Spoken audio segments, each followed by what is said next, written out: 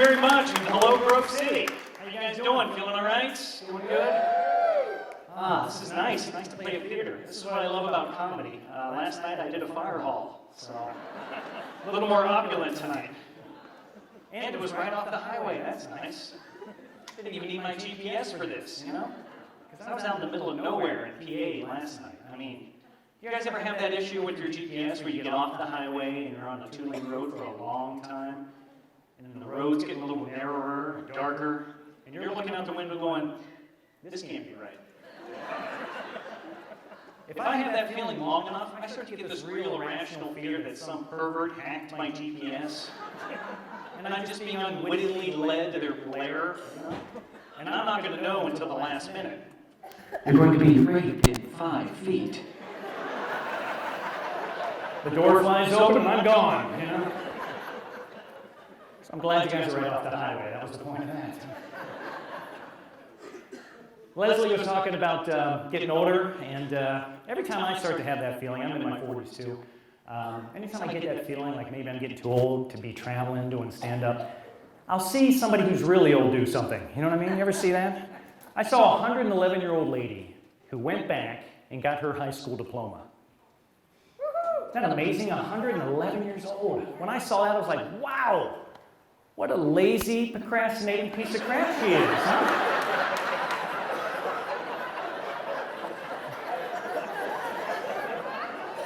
I mean, congratulations, but nothing like waiting to the last minute. You know what I mean? It's just...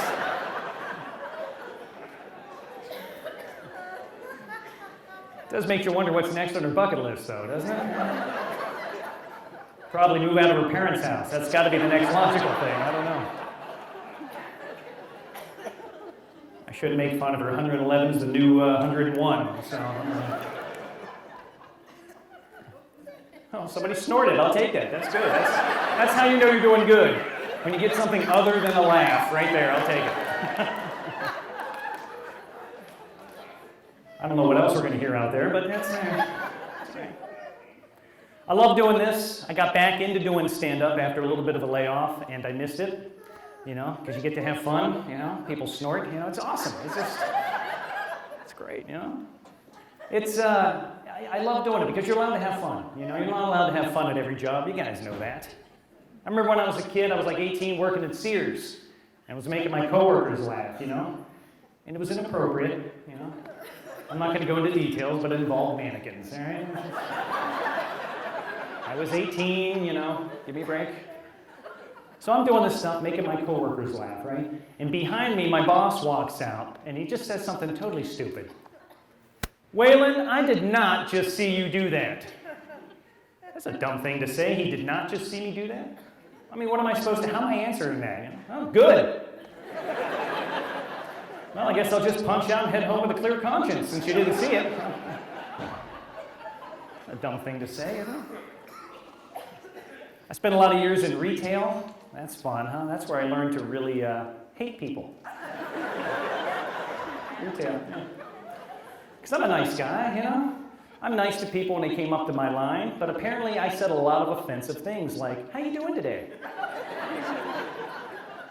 People just rude to you. They're nice. They'll ignore you, even when you're nice to them. They'll come up to you and they're like, you know, when I say, how you doing? They'll put their hand up between their face and mine and go, I'm in a hurry. Well, too bad you picked my line, because I'm not. And I got 6 more hours to stand right here. I'm a little bit about me. I'm 43. I'm married. Got 3 beautiful children and 1 ugly one, so that's not too bad, right?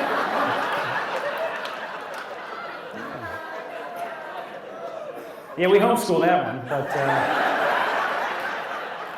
but we love her, you know. Tell her we love her. No, I'm kidding. I've got 3 boys. They're 7, 10, and 22. Yeah, some of you, I can tell, are noticing that 12-year gap between children. Yeah, a couple of reasons for that. When he was born, I was only about 20, 21 myself, you know, and I was a full-time college student making $6 an hour, working part-time at the student center, living in a studio apartment.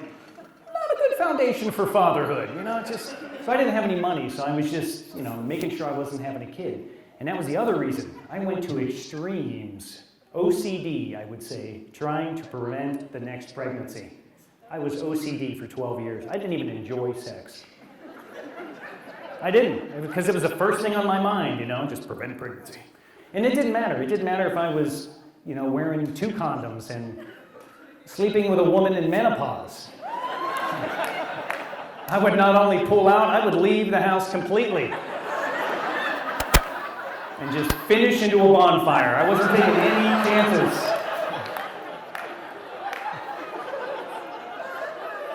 And if she's pregnant after all of that, that's voodoo or something. I don't know how that's even possible.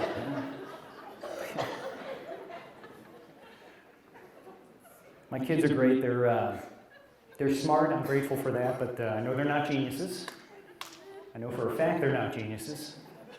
Because I saw a documentary on geniuses, and they were asking this couple, when did you know that your child was, gifted? And the mother on there was like, well, I knew when he called me mommy at a week and a half. Oh my God, I've got 3 kids. Could you imagine that? If my kid, if a little tiny week and a half-year-old baby just opened its eyes and said, Daddy, I hope the hell I was sitting down when that happened, Because I'm going to drop that little guy, and he's going to go from idiot to genius to idiot in the time it takes to hit the floor, And how do you explain that to people? Heard your son's pretty smart, huh? Yeah, yes he is. Said his first word in a week and a half. Sure did. He's 14 now, working on that second word, but making progress, yeah. Makes hand gestures, which I just interpret as I love and forgive you, Father. So it's working out, it's working. My little ones are getting a little more self-sufficient, which is nice, Because when they were little, I tell you what, it was so hard to get them to go to bed. They get wound up at night, Little kids just get wound up right before bedtime. We would try, reading books or watching TV, stuff like that. It didn't work out. The one thing that got these kids to go to sleep, easy listening soft rock music. What books couldn't do, James Taylor and Lionel Richie. Easy like Sunday morning, right out. But here's the problem. We would just click on the radio because it was a station that came in nice and clear, soft rock station. If you listen to soft rock anywhere in this country, there's a nightly radio show that used to come on 5 nights a week. I don't know if it's still on. It's called Delilah. You guys know that it's still on? Oh. I'm sorry, but I did not like that show. I listened to it 5 nights a week, and basically there are only 2 types of people who call in. And that's what it is. If you don't know, it's a call-in show where people dedicate songs or, exchange tales of woe. And those are the 2 types of people. You got the people that call in that they're either so much in love that it kind of makes you nauseated a little bit, It's like, I love love. It's the best thing in the world. But they get to the point on that show where it's just a little bit too much. It's too thick, And it just gives me some dry heaves sometimes listening to these stories. So he's like, all right, we've got Kevin on line 3. Go ahead, Kevin. Thanks, Delilah. Thanks for taking my call.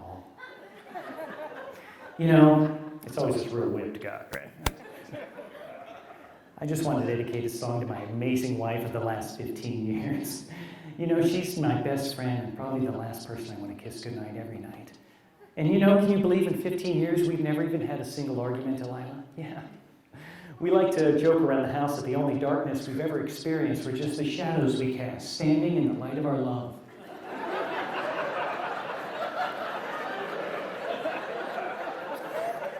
And I know it's supposed to be sweet and innocent and all that, but I don't picture that. I picture some scrawny 100-pound guy married to a 1,500-pound woman who belittles him and treats him bad.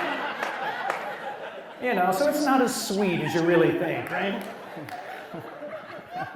You're the best laugher. I love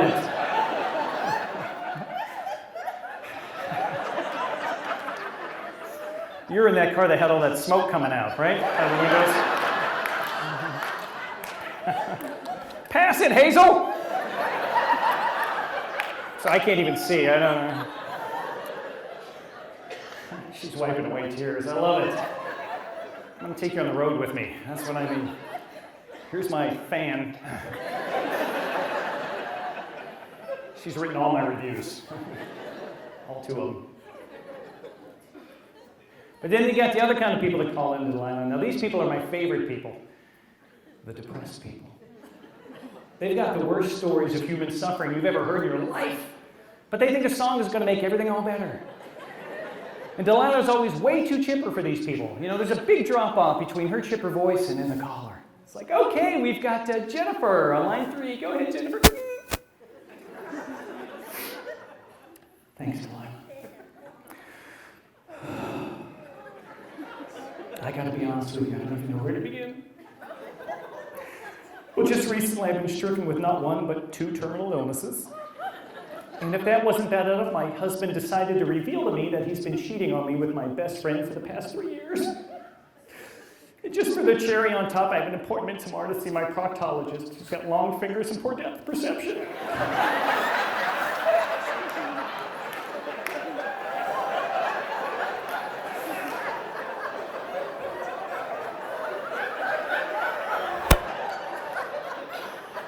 Just kind of hoping you could play Phil Collins in Too Deep, please.